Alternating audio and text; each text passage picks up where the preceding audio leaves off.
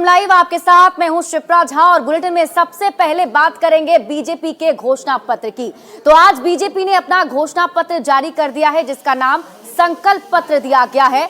इस संकल्प पत्र में मोदी की गारंटी टैग लाइन जोड़ा गया है और इसके साथ ही बड़े बड़े वादे किए गए हैं। और इन वादों के तहत अगर हम बात करें तो प्रधानमंत्री नरेंद्र मोदी ने कहा है कि 70 साल से ज्यादा उम्र के हर वर्ग के बुजुर्गों को आयुष्मान भारत योजना के दायरे में लाया जाएगा और 5 लाख तक का मुफ्त इलाज होगा।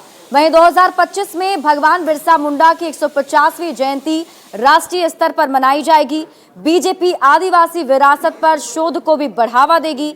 डिजिटल जनजातीय कला अकेडमी की स्थापना भी की जाएगी। तो बिहार के प्राचीन और ऐतिहासिक नालंदा को भी विश्व के पर्यटन मानचित्र पर लाया जाएगा। और ये 5 तस्वीरें हम आपको दिखा रहे हैं। आज बीजेपी का संकल्प पत्र जब जारी किया जा रहा था उस वक्त ये तस्वीर है।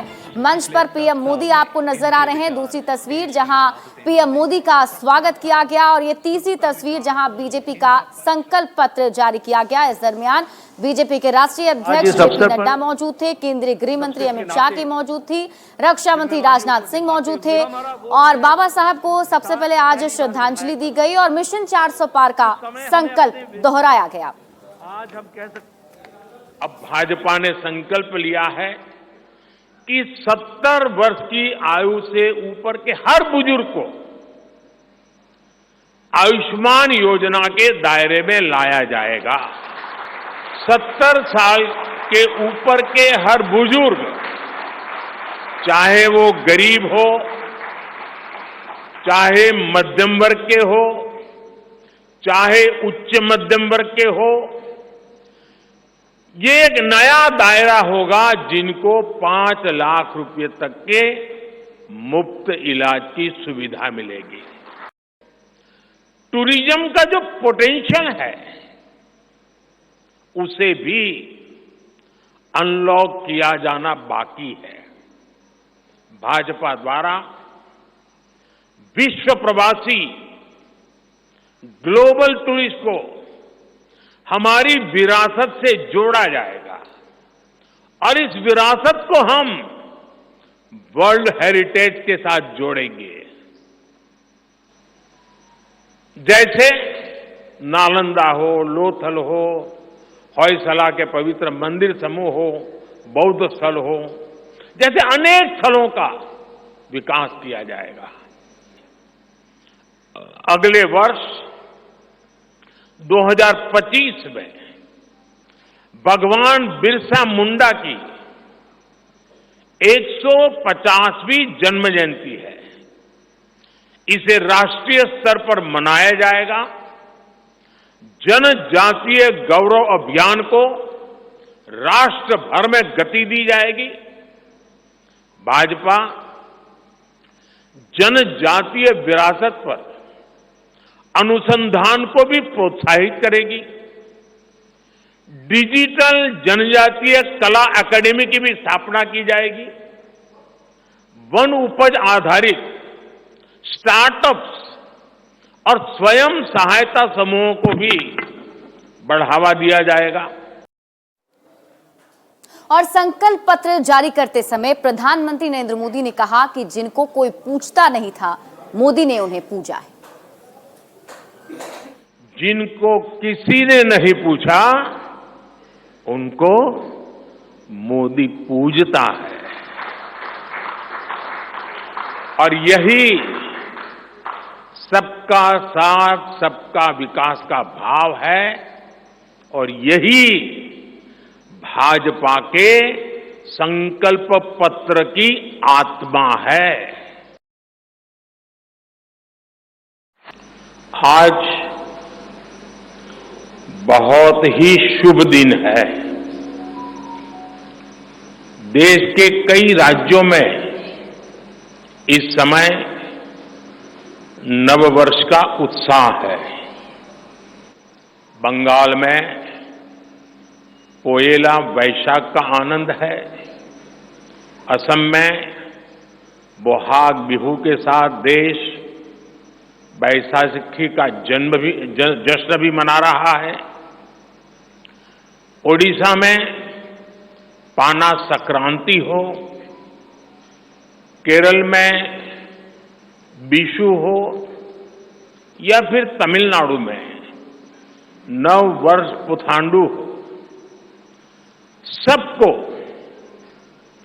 शुभकामनाओं का दौर चल रहा है। ऐसे पावन समय में आज भाजपा ने विकसित भारत के संकल्प पत्र को देश के सामने रखा है। हमारा फोकस निवेश से नौकरी पर भी है। इस संकल्प पत्र में क्वांटिटी ऑफ अपॉर्चुनिटीज और क्वालिटी ऑफ अपॉर्चुनिटीज दोनों पर बहुत जोर दिया गया है। एक तरफ हमने कई सारे इंफ्रास्ट्रक्चर निर्माण से बड़ी संख्या में रोजगार बनाने की बात की है। दूसरी तरफ हम स्टार्टअप और ग्लोबल सेंटर्स को बढ़ावा देकर हाई वैल्यू सर्विसेज पर भी ध्यान देने जा रहे हैं। भाजपा के संकल्प पत्र में युवा भारत की युवा आकांक्षाओं का प्रतिबिंब है। तो मिशन 2024 के लिए आज बीजेपी ने अपना संकल्प पत्र जारी कर दिया है और अब इस पर सियासत भी शुरू हो गई है। जहां एक तरफ से एनडीए के नेता इसे संकल्प पत्र का स्वागत कर रहे हैं, तो वहीं दूसरी तरफ विपक्ष की तरफ से इसे झूठों का पुलिंदा बताया जा रहा है। भाजपा का संकल्प पत्र गारंटी है सबका साथ, सबका विकास, सबका विश्वास की। भाजपा का संकल्प पत्र गारंटी है सेवा, सुशासन और गरीब कल्याण की। भाजपा का संकल्प पत्र गारंटी है कि इस देश में जो जरूरतमंद हैं उन्हें मुफ्त राशन, मुफ्त बिजली और मुफ्त इलाज मिलेगा। आयुष्मान भारत के अंतर्गत जिन साथियों को अभी मुफ्त इलाज मिल रहा है, उनके अलावा हमारे देश के सभी बुजुर्गों को, दिव्यांग भाइयों को, थर्ड जेंडर को मुफ्त में 5 लाख तक का इलाज मिलेगा। एनडीए ने हमेशा एक विजन के साथ काम किया है और एनडीए की सरकार जब भी बनी है, उस वक्त चाहे अटल बिहारी वाजपेयी जी हों या मौजूदा प्रधानमंत्री जी हों, सब ने एक विजन और समाज के सभी तबकों को, सभी शोषित तबकों को, गरीबों को और सभी वर्गों के लिए काम किया है। मुझे खुशी है कि भाजपा का, भारतीय जनता पार्टी का अपना जो मैनिफेस्टो जारी हुआ है, वो मैनिफेस्टो विकास पे आधारित है और सभी वर्गों के विकास पे आधारित है। बीजेपी ने आज जो घोषणा पत्र जारी किया है, ये कह रहे हैं संकल्प पत्र है। पहले जो संकल्प लिया था पिछले 2 लोकसभा चुनाव में, चुनाव के बाद तो उन्होंने कहा ये चुनावी जुमला था। इसमें सिर्फ जुमलेबाजी की बौछार है, झूठ की बहार है, झूठ का भरमार है, झूठ का पुलिंदा है। ये बीजेपी ने तो संकल्प देश और लोकतंत्र को खत्म करने का लिया। भारतीय जनता पार्टी ने जो संकल्प पत्र जाहिर किया है मोदी की गारंटी के नाम से, उसका मैं एक दृश्य देता हूँ। 2 करोड़ नौकरी प्रतिवर्ष, टाइफेस, किसानों की आय दुगनी, हवा हवाई, हर आदमी को पक्का मकान, मकान में नल, नल में जल, कहाँ है भगवान बताए, भगवान भरोसे, जय जय श्री राम। तो भारतीय जनता पार्टी की सिर्फ कथनी है, करनी कहीं भी नहीं है। बीजेपी का मैनिफेस्टो सही मायने में प्रगतिशील और व्यवहारिक है।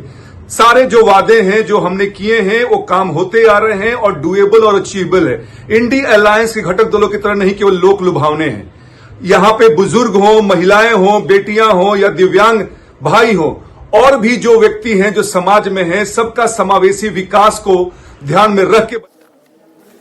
तो एक तरफ बीजेपी ने अपना संकल्प पत्र जारी किया है, तो वहीं दूसरी तरफ धुआंधार चुनाव प्रचार भी किया जा रहा है। इसी कड़ी में आज रक्षा मंत्री राजनाथ सिंह बिहार आने वाले हैं। बिहार के जमुई में आज उनकी जनसभा होने जा रही है और इस जनसभा में आज वो एनडीए प्रत्याशी अरुण भारती के पक्ष में वोट की अपील करेंगे। एसकेएम स्टेडियम परिसर का जायजा लिया है संवाददाता रजनीश कुमार ने। रक्षा मंत्री राजनाथ सिंह आज जमुई पहुंचने वाले हैं और दोपहर 1 बजे जनसभा को संबोधित करेंगे। यानी सभी प्रकार की तैयारियां पूरी कर ली गई है और देख सकते हैं कि एसके मेमोरियल स्टेडियम में बड़ा सा मंच तैयार किया गया है, जहां पर लोजपा रामविलास प्रत्याशी अरुण भारती के समर्थन में जो है एक तरह से आज प्रचार प्रसार करेंगे। इससे पहले पीएम मोदी भी यहां पहुंचे थे और दूसरी बड़ी आज जनसभा जो है आयोजित की जा रही है। यहां पर देख सकते हैं सुरक्षा कर्मी हैं और उन्होंने भी मोर्चा संभाल लिया है। डॉग स्क्वाड की टीम भी पहुंची हुई है। तो कुल मिलाकर ये कहें कि चिराग पासवान लगातार यहां पर 2 बार से सांसद बने हैं और इसके बाद अब अपने बहनोई अरुण भारती के प्रचार प्रसार में जुटे हुए हैं। चिराग पासवान हाजीपुर से चुनाव लड़ रहे हैं इस बार, लेकिन कोशिश है कि अरुण भारती जो है उनको यहां पर सांसद बनाया जाए, जिसको लेकर तमाम जो नेता हैं वो लगातार चुनाव प्रचार प्रसार में लगे हुए हैं। बीजेपी के जिलाध्यक्ष हमारे साथ हैं। क्या तैयारी है और क्या उम्मीद कर रहे हैं? सबसे पहले आपको न्यूज 18 को नमस्ते, स्वागत है। पूरी तैयारी हो चुकी है। हमारे राष्ट्रीय रक्षा मंत्री माननीय राजनाथ सिंह जी आ रहे हैं और सभा को संबोधित करेंगे। और आप देख रहे हैं कि आज जो है पूरे देश में मोदी लहर चल रहा है। इस बार भी लहर है? बिल्कुल है, बिल्कुल है। विपक्षी तो नाम मात्र का है, केवल बरगलाने जनता है। किसी से टक्कर नहीं है, टक्कर में नहीं, कोई टक्कर में नहीं है। मैं 400 पार करने जा रहा हूं और इसमें कोई शक नहीं है। 400 पार करने का दावा है और बिल्कुल देख सकते हैं कि बाकी जो कार्यकर्ता हैं उनकी भी भीड़ जुटने लगी है। ये बताइए कि क्या सब काम हुआ है जो मैं 400 पार का दावा कर रहे हैं? काम तो सर बहुत दिन से हो रहा है। आज करीब तीसरा टर्म से काम हो रहा है। इस बार 40 सीट जीतेंगे। जमुई का क्या हाल है? जमुई का बहुत बढ़िया हाल है, कोई टक्कर में नहीं है सर। अच्छा, चिराग पासवान ने काम किया? हाँ, काम किया है ना सर। अब कुछ तो काम कोई तो पूरा कर नहीं सकेगा सर।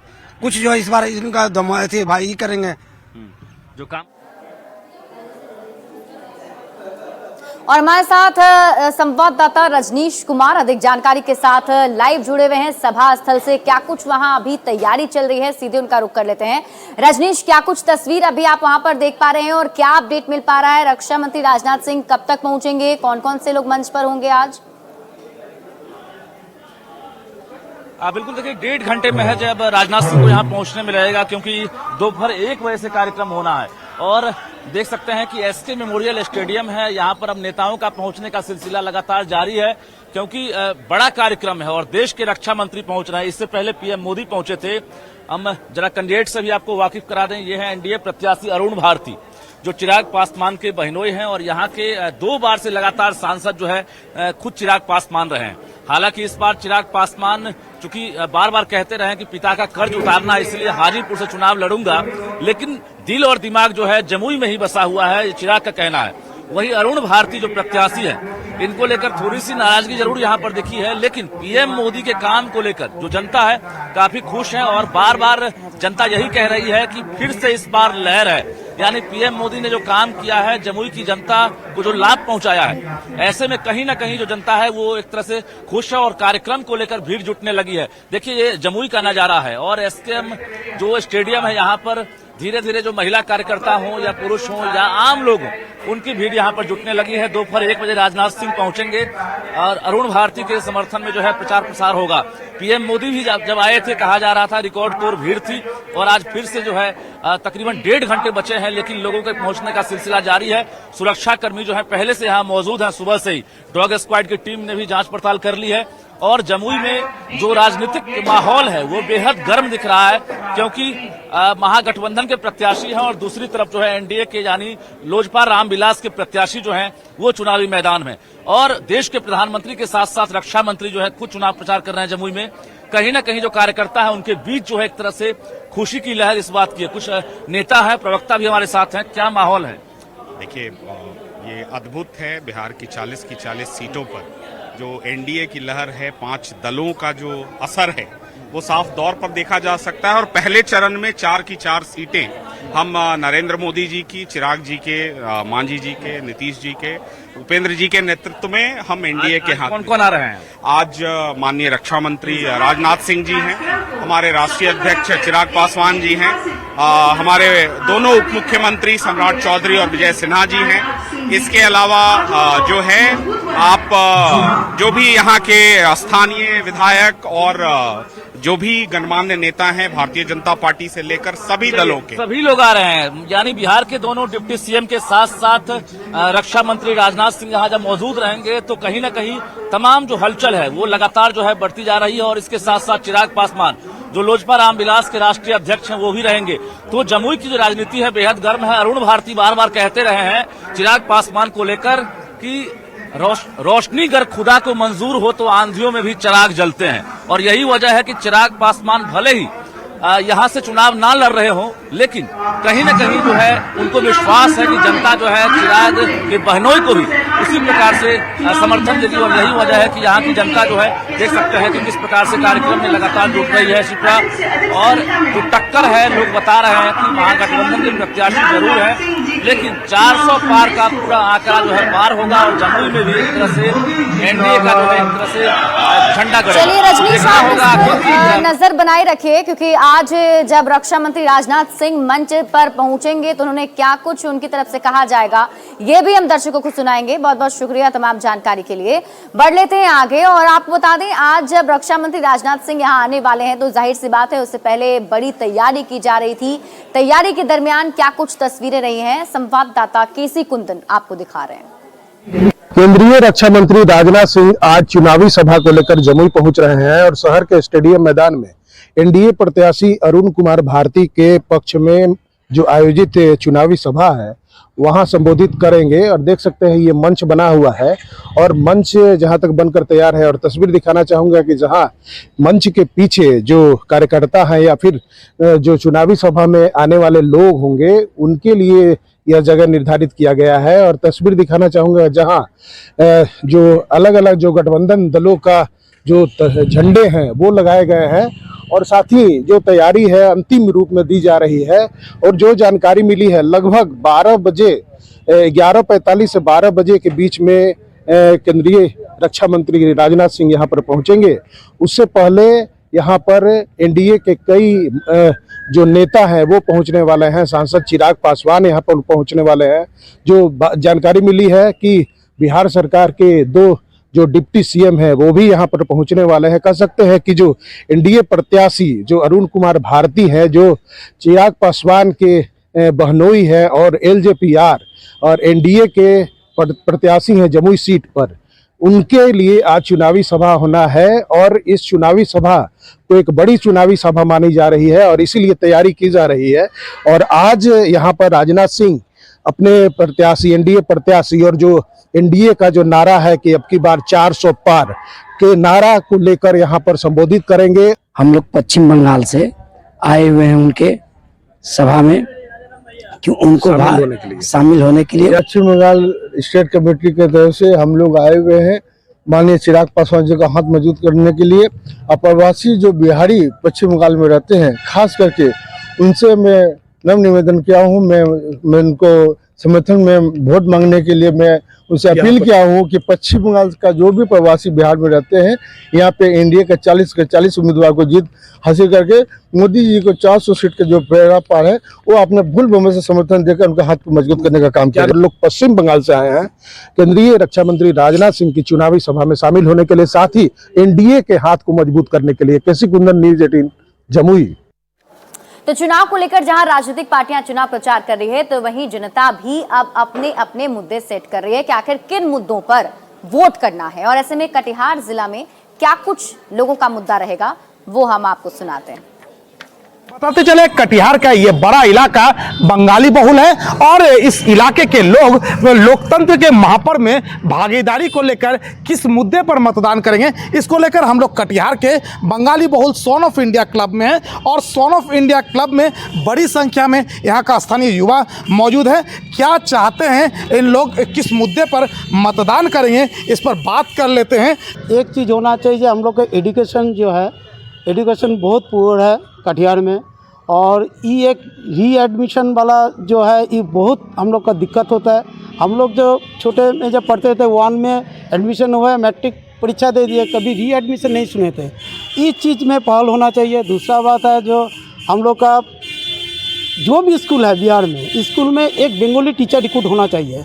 मूल मुद्दा जो है यहाँ का मूल समस्या है वो है हेल्थ का।